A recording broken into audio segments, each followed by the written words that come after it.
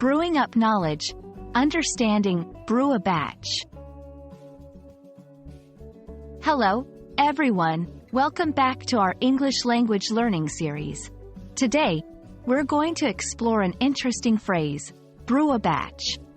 This phrase is commonly used in everyday English, and understanding it can really spice up your language skills. So, let's dive in and discover what it means to brew a batch. Firstly, let's break down the word brew. Traditionally, to brew means to make a drink, especially tea or coffee, by mixing hot water with tea leaves or ground coffee. However, it is most famously associated with making beer, ale, or similar drinks through fermentation. So, when someone says they're brewing something, they're often talking about making a drink in this way. Now, let's focus on the word batch. A batch refers to a quantity of something that is produced or processed at one time. For instance, when you bake cookies, you might make a batch of 12. In the context of brewing, a batch usually refers to a specific amount of a drink that is produced in one brewing cycle.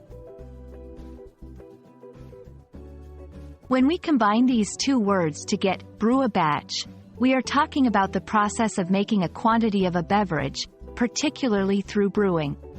It's often used in the context of beer brewing, but can apply to any drink that is brewed in a quantity.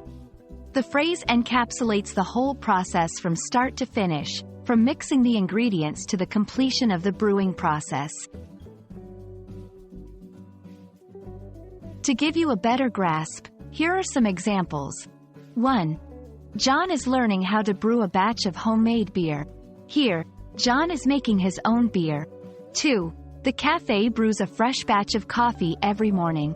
This implies the cafe makes a large quantity of coffee each morning. And that's a wrap on brew a batch.